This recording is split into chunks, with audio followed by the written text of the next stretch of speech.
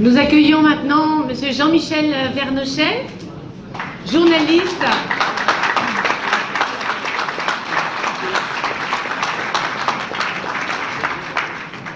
Journaliste, géopolitologue, qui va nous parler du rôle du wahhabisme.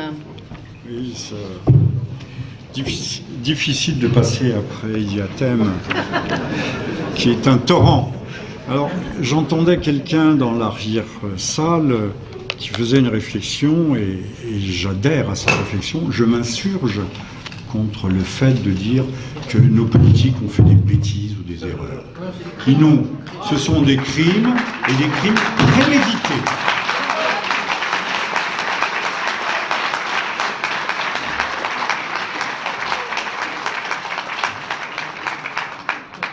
Tel n'est pas le sujet de mon intervention, qui sera infiniment moins brillante que celle de tous mes prédécesseurs. Je remercie ces dames, dont sœur Mariam, dont l'intervention m'est allée droit au fond du cœur. Et mon sujet est beaucoup plus technique, plus prosaïque, et donc je demande toute votre indulgence. On m'a demandé de parler de la place, du rôle joué par le wahhabisme. Vous savez tous que le wahhabisme, c'est cette religion, celle de l'État islamique. Donc Je parle plus fort.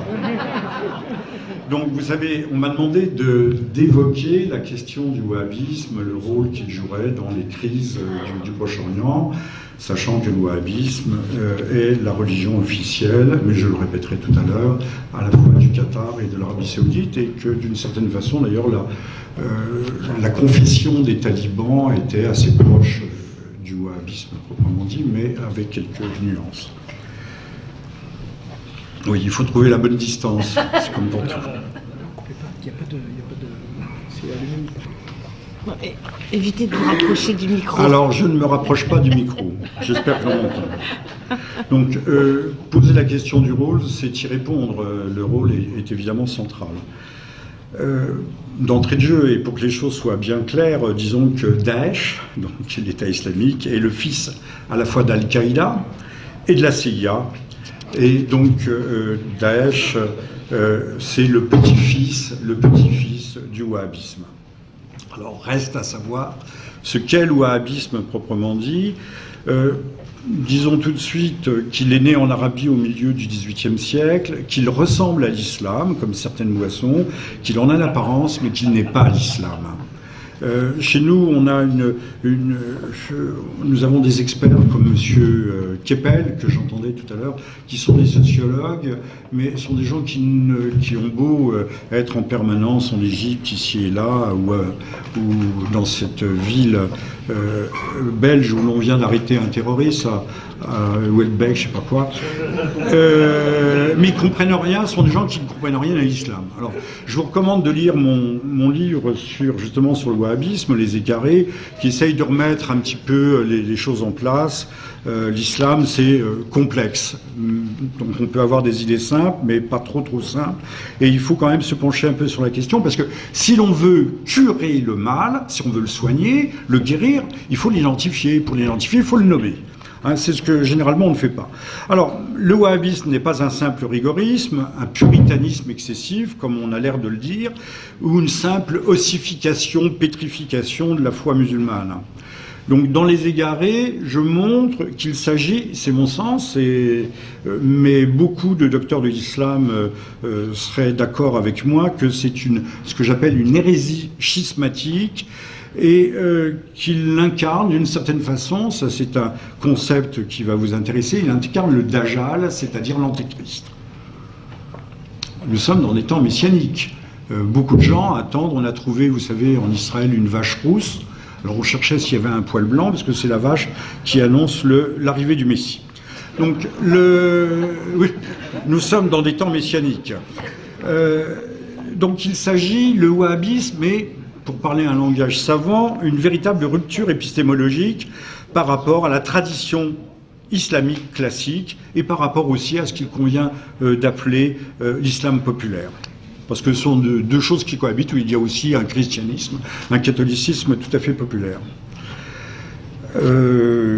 À partir de là, il est loisible de dire que le wahhabisme n'est pas une religion, mais une idéologie, vous voyez, je saute le pas. Si c'est pas une religion, si c'est du faux islam, si c'est du contre-islam, on entre dans le domaine de l'idéologie. Soit une reconstruction intellectuelle du monde, une dogmatique exclusiviste. Toutes les dogmatiques sont exclusivistes, c'est-à-dire qu'elles ne tolèrent rien d'autre. On parle toujours chez nous, par exemple, de la laïcité, mais derrière le mot laïcité, il faut voir que l'on parle d'une autre religion qui s'appelle l'athéisme. Un athéisme militant, un athéisme intransigeant, un athéisme sectaire, un athéisme même, dans la plupart des cas, fanatique.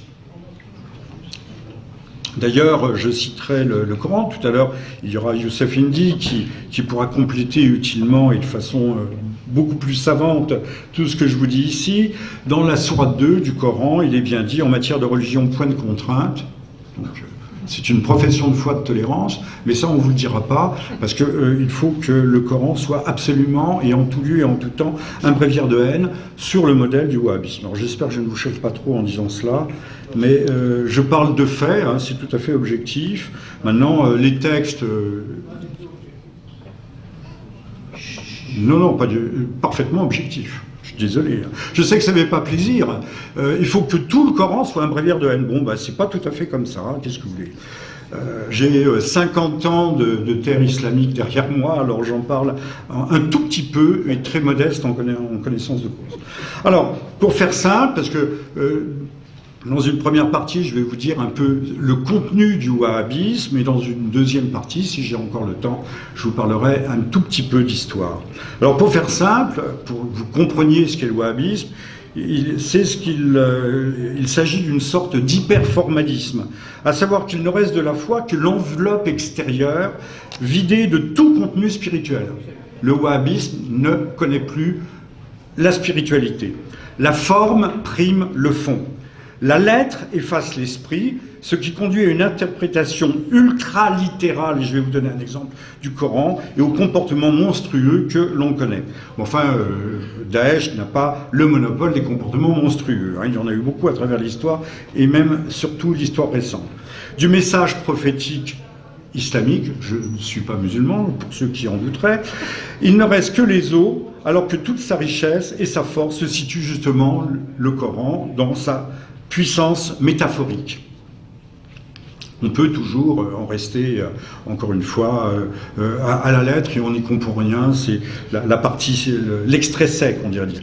Pour illustrer cette notion d'ultralittéralisme dans le wahhabisme, retenons que la doctrine d'Abdel Wahhab, le fondateur du wahhabisme, se développe en prenant chaque mot, chaque phrase du Coran au strict pied de la lettre, c'est-à-dire dans un sens littéral absolu, au point d'arriver à faire dire au Coran d'extraordinaires énormités. Alors je donne un exemple. De cette façon, Allah serait concrètement assis sur un trône et aurait une jambe en enfer. Chaque musulman voit bien que doter Allah d'un corps matériel a quelque chose de particulièrement incongru, une représentation purement allégorique devenant pour le wahhabisme une réalité anthropomorphique. Donc on est, encore une fois, aux antipodes de tout ce qui a pu fonder ou justifier la révélation coranique. Je dis la révélation, puisque pour les musulmans, c'est vécu comme une révélation. Pire, le wahhabisme, par une innovation coupable, a inventé alors là on arrive à des choses qui nous intéressent directement, a inventé un sixième pilier de la foi islamique, l'obligation cachée. Obligation de convertir par la contrainte, par le fer, par le feu si nécessaire. En cela, le wahhabisme fait de la violence une dimension structurelle. La violence est une dimension obligatoire, inhérente au wahhabisme, aussi odieuse qu'étrangère à l'islam orthodoxe. Contrairement à ce qu'on va vous dire, les extraits du Coran, etc. De la part de gens, d'ailleurs, je dois vous mettre en garde, qui, généralement, n'ont vraiment pas lu le Coran. Vous pourrez poser des questions à Youssef Indy, qui est ici, et qui est un fin exégète de la chose. Alors, pour ce faire, les wahhabites ont inventé de toutes pièces un devoir de guerre sainte, une interprétation dévoyée du djihad, qui est en principe, et avant tout, un effort. Il y a le grand djihad, qui est un effort de perfectionnement individuel, de guerre intérieure contre soi-même, et le petit djihad, que l'on peut réduire à la guerre sainte.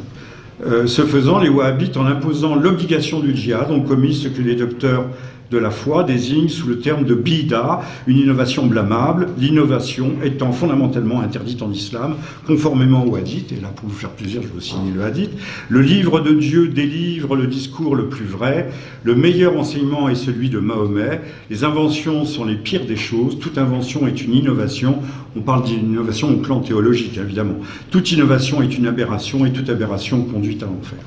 Ajoutons que le wahhabisme, et j'en termine sur ce sous-chapitre, se fait ici le promoteur d'un nihilisme messianique, donc ça nous rapproche des temps présents, assez comparable à la rage destructrice des conventionnels d'octobre de 1793, adeptes de la tabula rasa. Ils démolissent les monuments, les patrimoines, exactement comme l'ont fait les gens de 1793 et comme l'ont fait les gens dans cette révolution froide qui a été la séparation de l'Église et de l'État en 1905. On dit que ça s'est bien passé, ça s'est pas bien passé du tout. Hein, allez en Bretagne, vous verrez les calvaires ont été démolis, il n'en reste plus beaucoup. Donc il y a un nihilisme tout aussi redoutable que celui des hordes bolcheviques de 1917, nihilisme qui corrompt la religion, alors je ne sais pas de qui est cette citation, et endoctrine sur des principes d'anarchie et de violence. Endoctrine sur les principes d'anarchie et de violence. Ce n'est pas le sujet ici, mais dans une autre conférence, je pourrais vous faire un parallèle que vous verriez très fécond entre l'idéologie bolchevique, on peut même dire judéo-bolchevique, et l'idéologie de nos amis wahhabites.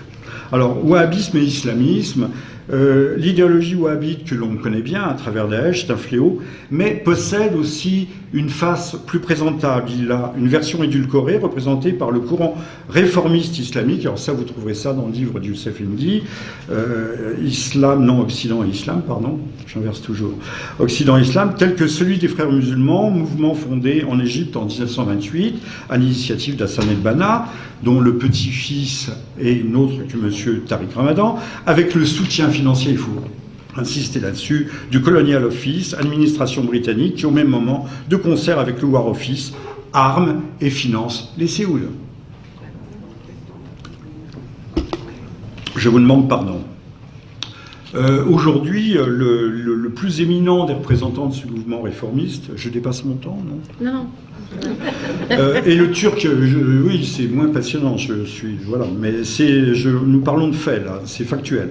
Le néo-sultan turc Erdogan est actuellement patron de la Turquie post-ottomane, étant actuellement le représentant le plus actif et le plus nuisible de cet islamisme rampant.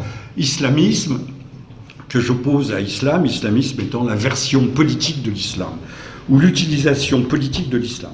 Ces deux idéologies complémentaires, ces deux visages de l'islam politique, donc, doivent être regardés essentiellement comme des leviers de pouvoir, des outils de conquête, et non à proprement parler comme des expressions religieuses, soit comme des instruments de manipulation et de mobilisation des masses, rien d'autre. Donc ce sont des outils politiques. Apparu dans la seconde moitié du XIXe siècle, le réformisme musulman est le pendant libéral du wahhabisme. C'est ce que l'on voit, c'est ce que l'on a vu à l'œuvre avec Morsi en Égypte, c'est ce que l'on a aujourd'hui en Tunisie avec le mouvement Ennahda, qui a perdu le pouvoir, mais qui en fait est toujours là en embuscade et qui pèse d'un poids considérable dans les affaires tunisiennes aujourd'hui. Je ne sais pas ce qu'il en est en Algérie, mais on peut penser que ce radicalisme musulman aujourd'hui prend de plus en plus de place dans les affaires publiques. Donc, ce réformisme est une hérésie, constitue avec le wahhabisme une sorte de Janus bifront, pour reprendre des formules qui nous viennent de loin, agissant selon une dialectique infernale et qui n'est pas sans rappeler celle qui unit dès l'origine le bolchevisme terroriste et le menchevisme, lui aussi réformisme, mais tous deux issus du Parti social-démocrate. Ça s'appelait le Parti social-démocrate. Le parti bolchevique, au départ, Lénine est un social-démocrate. Il y avait des socio-révolutionnaires, des socio-démocrates. Pensez que le mot, la dénomination, l'étiquette a perduré, a traversé le dernier siècle. Une comparaison qui n'est pas fortuite, le wahhabisme pouvant être regardé comme une idéologie révolutionnaire, une sorte de communisme du XXIe siècle adapté à l'islam et destiné à le subvertir. Non seulement à le détruire, mais également à le subvertir. En 2014, al-Baghdadi, le calife autoproclamé, lançait aux soldats de l'État islamique continuez la moisson des armées, que les volcans du djihad entrent en éruption partout et démembrent les ennemis, qu'il s'agisse des groupes ou d'individus, afin de libérer l'humanité, tenue en laisse par les juifs et les croisés. Alors il parle de l'usure, mais enfin je pense qu'ici peu d'entre nous sont des tenants de l'économie usuraire, mais je fais remarquer que la ressemblance avec l'international, qui parle d'éruption de la faim, est assez troublante. Hein. Les volcans du djihad entrent en éruption. On n'est pas loin de... je suis allé pour vous ce matin regarder les paroles de l'international pour bien vérifier que je ne me trompais point. Donc, à l'instar du communisme, ce corpus idéologique radical, dans sa version fanatique ou faussement modérée, permet de lancer des foules et particulièrement les jeunes générations à l'assaut d'un monde en pleine décomposition. Des masses de jeunes gens, plus ou moins sans avenir, souvent déracinés et en mal d'absolu, hein, le romantisme de la jeunesse, qui se montrent sensibles aux promesses du djihad et aux rêves d'un califat universel. Rêve pas très éloigné, c'est de la République également universelle qu'on nous promet, de la Jérusalem terrestre des messianiques, que nous promettent les mondialistes et certaines catégories proactives, telles de l'hyperclasse, telles justement, vous l'aimez bien, M. Attali et consorts. Alors, faut-il que je fasse une histoire du wahhabisme? En ai-je le temps? Non, peut-être pas. Non. Oui, M. Hatem avait des choses autrement passionnantes à dire. Alors, pour nous résumer, je peux quand même me faire conclure malgré tout, hein, n'est-ce pas? Non, mais je passe après des ténors, généralement, et quand on passe après les ténors, on est réduit à la portion congrue. Alors, toute la partie historique saute, mais c'est pas très grave, mais elle est intéressante parce que... C'est dans le livre. Alors, pour nous résumer, ça c'est très court, pour nous résumer, nous avons avec le wahhabisme un islam fanatique et dévoyé, en quasi-totalité théologiquement étranger à l'islam même, et que l'on trouve habituellement désigné sous les termes de djihadisme, faire le djihad, de takfirisme, ça c'est plus intéressant, takfirisme, ou encore qualifié, mais à tort, de salafiste, sous couvert de la salafia, l'imitation de la vie des compagnons du prophète. Mais la salafia n'est pas en soi mauvaise, ni en soi violente, contrairement à ce que l'on pourrait penser, puisque nous-mêmes nous avions une imitation de la vie de Jésus et des apôtres. Toutes ces tendances étant autant de variantes d'une seule et même idéologie, le wahhabisme, religion d'État de l'Arabie et du Qatar. Une falsification délétère de l'islam qui tend, grâce aux immenses moyens créés par la rente pétrolière, à devenir la nouvelle orthodoxie de l'islam à travers le monde, à commencer par nos banlieues, avec la complicité de nos édits, de nos autorités, puisque les mosquées ont souvent été, ou les lieux de culte, financés par le Qatar, l'Arabie Saoudite, qui ont imposé leurs prédicateurs. Et le ministère de l'Intérieur n'a jamais ignoré en France qu'il y avait des prédicateurs salafo-wahhabites qui prêchaient le départ vers la Syrie, mais ça arrangeait la France, puisque cela correspondait au discours de M. Fabius. Pourquoi n'y serait-il pas allé, puisqu'on leur avait désigné le régime de Damas comme le régime ennemi et impie par excellence? Je pense qu'il y avait un calcul cynique en disant on va se débarrasser de la racaille, ils reviendront, ils ne reviendront pas, mais en tout cas ils vont aller faire le sale boulot, puisque quand même envoyer des mercenaires, des forces spéciales, des agents, tout cela coûte très cher. Donc il y a eu des calculs assez sordides et assez sinistres et assez cyniques, et il faut savoir qu'ils ont existé. Alors aujourd'hui les choses ont peut-être changé, mais encore, voilà. Donc ce wahhabisme qui est une adultération du message prophétique, qui fait de la guerre sainte, le djihad, une obligation cachée de la voie coranique, ce qui n'existe absolument nulle part ailleurs, obligation nouvelle et inconnue jusqu'alors, qui fait à ce titre peser une menace bien réelle sur toutes les sociétés modernes, à commencer par les nations musulmanes, considérées a priori par les tafsiris comme apostates. Le musulman ordinaire est un apostat. L'apostat, c'est le crime majeur, le crime des crimes, c'est celui qui a renié sa foi. Si vous devenez musulman, vous ne pouvez plus revenir en arrière. Ça, c'est comme ça.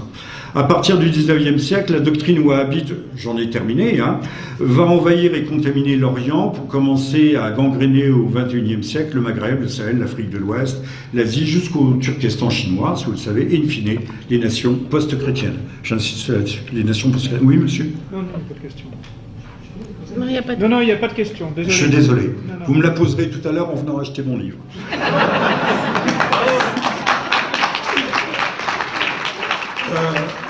Sauf que les pseudo-orientalistes de nos jours croient que le phénomène du wahhabisme vient des années 50, de la répression nassérienne des frères musulmans, de cette contamination. Le wahhabisme était déjà, non pas mondialisé, mais était en Inde au milieu du 19e siècle. Et par exemple, il y a eu un État wahhabite à Peshawar dans les années 1826, très exactement. 1800. Donc vous voyez, c'est pas l'extension du wahhabisme n'est pas quelque chose de moderne. Il ne faut pas croire, on n'invente pas le monde à chaque seconde. Hein.